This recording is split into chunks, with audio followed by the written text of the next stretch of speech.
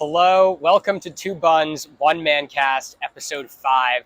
I'm one of your buns, one of your hosts, Neil Bakshi. Our other bun, other host, Jonathan Quigg, is still away at summer camp helping to form young, impressionable minds with his life coaching skills and abilities. And so, in lieu of that, I just wanted to come on today's show and share a personal story. So, my own personal life coaching methodology really follows one of a spiritual construct. And I was raised in a very spiritual family, meditating since I was 5 years old, and raised on this spiritual path of how to spiritualize my daily practices. And so, since my mom passed on 2 years ago, I've really started to cultivate more of a sense of understanding as it relates to the signs the universe sends us. And it is often very topical today when people see repeating number patterns or angel numbers, as they call them, or any sort of form that they want to add value and attach a spiritual or universal significance to, as in the universe is sending us signs. And so I want to talk about synchronicity. And synchronicity specifically was a term that was coined by Carl Jung, who is the foremost thought leader of positive psychology. And it is two unrelated concepts coming together to somehow derive a corollary meaning between the two. And that is a synchronicity. Examples of this can be you're thinking of a good friend or a family member and they send you a text or they call you 2 minutes later. Or you are looking for something to buy at a store and immediately it pops up either on your Amazon cart, in your advertisements, anything like that. These are all various types of synchronicities that arise in our life. And so I have a really interesting story as it relates to cultivating signs and messages with the other side. And specifically for me, that means my mom.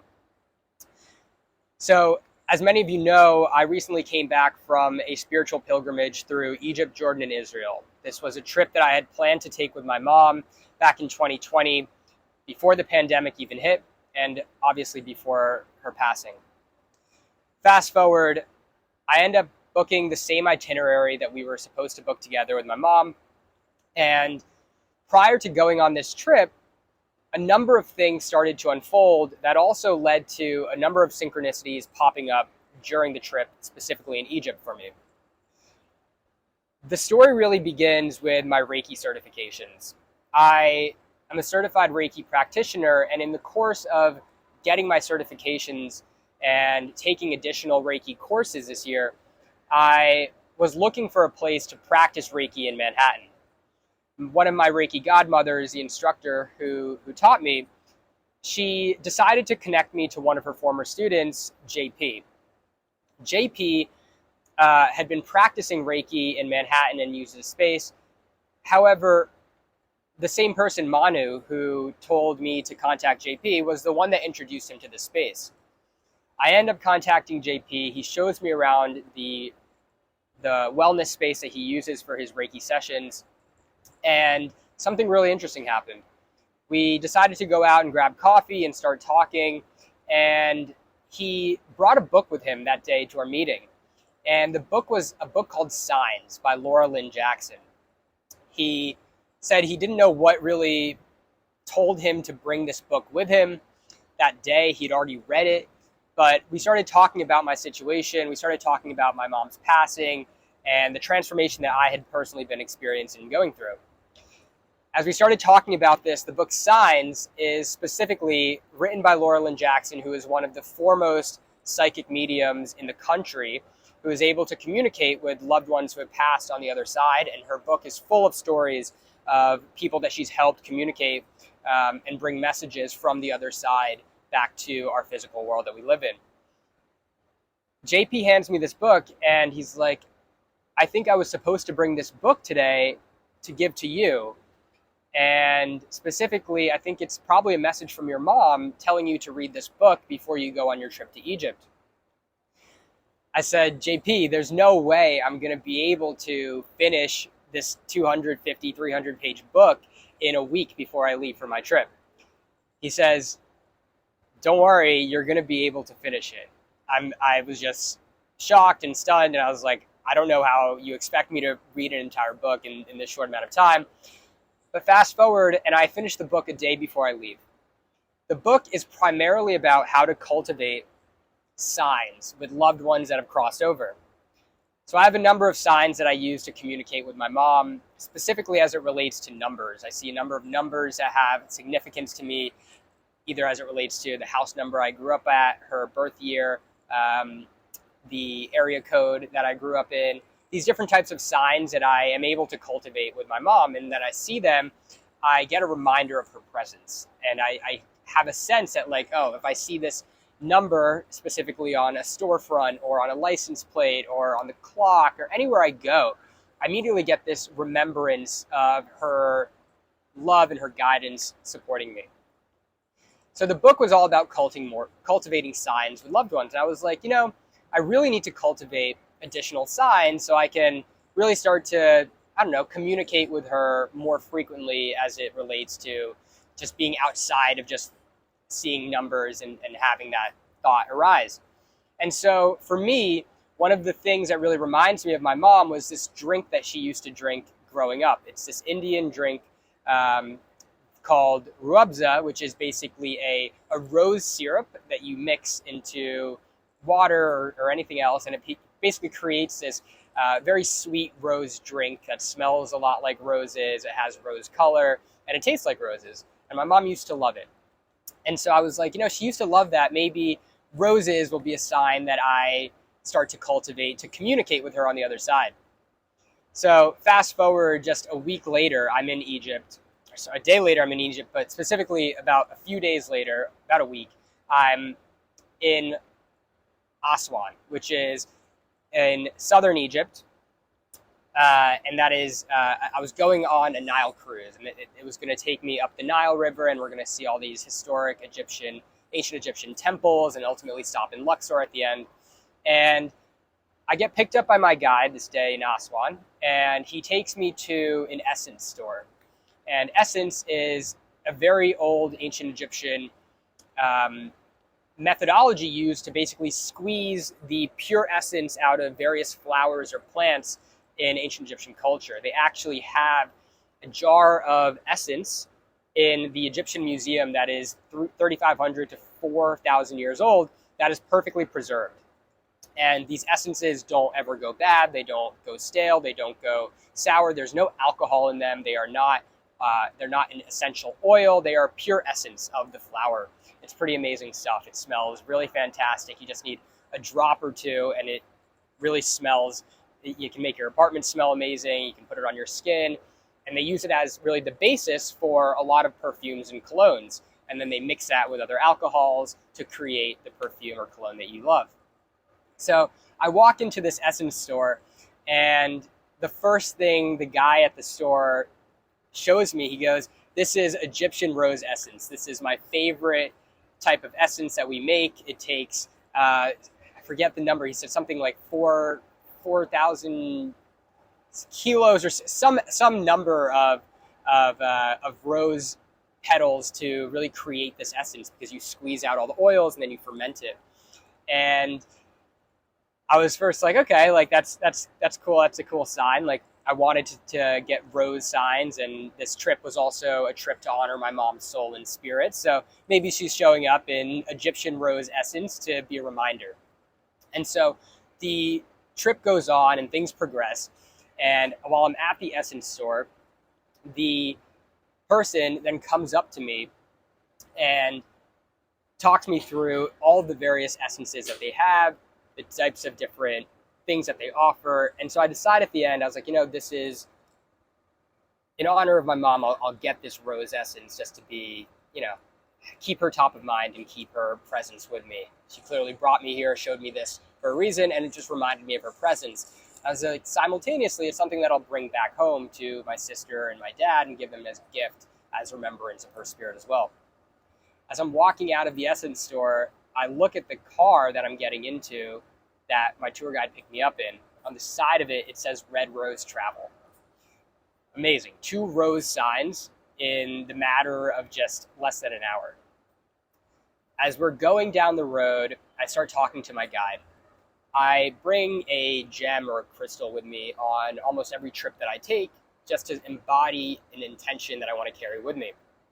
This trip, I happened to bring a rose quartz. It's one of love and affection, and I really wanted to both foster that feeling with my mom and also just create an atmosphere of just loving acceptance everywhere I go on this trip so I can be calm, peaceful, and flow. I start talking to my guide, and he starts talking to me about gems and crystals.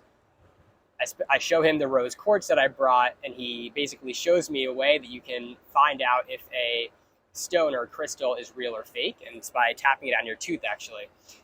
It makes a specific sound if it's real or fake, and so he was showing me that. Apparently, his family has owned a gem and crystal carvery in their family for the last 150 years. Their great-grandfather was one of the last great pharaonic masons who knew how to carve the stones just like the pharaohs masons in ancient Egypt. Pretty amazing stuff. As we're waiting to get onto one of the transfer boats to take me to the vessel, a man walks off of the other boat that just landed back. And he's holding a bag that has sacred geometry in the symbol of a flower of life. And I look at the bag and I point to it and I say, Khalid, that's the flower of life. And he goes, yeah, that's exactly what that is. He goes, that's the flower of life. How'd you know? I was like, oh, this is just the kind of stuff I'm very into. This stuff I learn about. I like to teach people about and talk about. And we start talking then about the Enneagram. And the Enneagram is a tool that I love to use as it relates to understanding your own psyche and your own personality on a deeper level. And we start talking about this, and he's like, oh, you know the Enneagram. He's like, I need to introduce you to my cousin Hamada. Hamada is his cousin who owns the gem carvery and the crystal store. And he immediately calls him while we get on this boat, and his cousin starts talking to me about the Enneagram. He's like, oh, I'm looking forward to seeing you when you come to Luxor. We'll definitely meet up. We'll definitely talk. And that's the end of the conversation. We get onto the boat, and on the boat, I start talking to the pastry chef. The guy that I'm with, Khalid, he loves the pastries that they have on this boat, and he wouldn't stop talking about them on the way there. So when I get there, have lunch, the pastry chef is there. He introduces me to him, and we start talking. And immediately, he shows me the types of pastries that he made just that morning. He made a bird out of chocolate, and then he also made a bouquet of chocolate roses. And he shows me this bouquet, and he goes, yeah, I just made this bouquet of chocolate roses. And I am just completely stunned because just in a matter of 2-3 hours, I received three different rose signs from my mom, from outside of anything that I could possibly imagine or correlate to having roses be so topical for just this short amount of time and intensity. I saw it in the Essence store. I saw it on the car. I brought the rose quartz up independently. And now the pastry chef made chocolate roses. And so I was completely blown away and baffled and just in awe and gratitude and appreciation for these signs. Because ultimately it was the intention of cultivating more signs with my mom on the other side to feel her presence over the course of my time in Egypt. And the sign was a rose that I wanted to cultivate, and I ultimately received that sign from my mom 3 times in just 2 hours, really. And so that was just a really amazing encompassment of a sign of synchronicity. Synchronicity being things that aren't necessarily correlated, ways that you want to communicate with signs, either with spirit guides or different types of ways that you want to continue to feel guided or held or protected on your journey throughout life. And these kinds of things can take the form of really anything. They can take the form of words you see on billboards, advertisements you see in storefronts, license plate numbers, seeing random feathers on the ground, seeing rainbow patterns diffracted in light, seeing specific number sequences, repeating numbers, ascending numbers, descending numbers. They all have meaning, and that meaning is what you ultimately prescribe to them. Yes, there's entry gateways into understanding what these different types of signs that you see are, but at the end of the day, it's about cultivating signs that mean something for you specifically. And so I wanted to share the story of the rose because it is so meaningful to me now. And now everywhere I go, I'm able to cultivate this sign of remembrance and communication with my mom on the other side.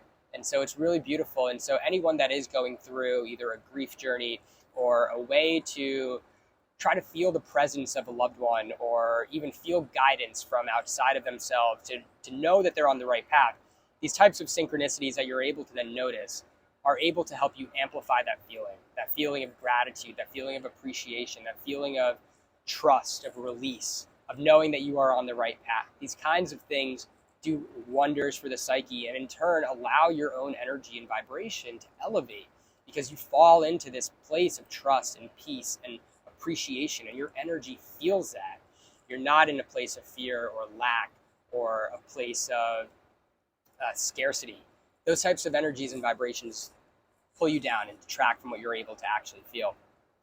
So that's just the story of the rose I wanted to share. And then just as a little add to that, when we got to Luxor, I ultimately ended up going to the store and meeting Hamada, Khalid's cousin, and we started talking about the Enneagram.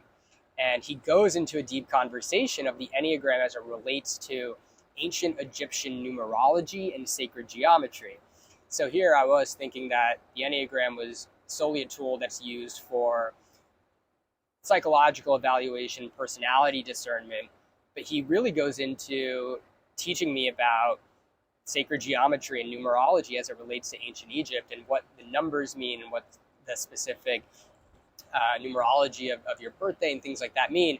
And so all of this just continued to add to the synchronicity I experienced on this trip that really felt like it was a pure state of flow while I was in Egypt.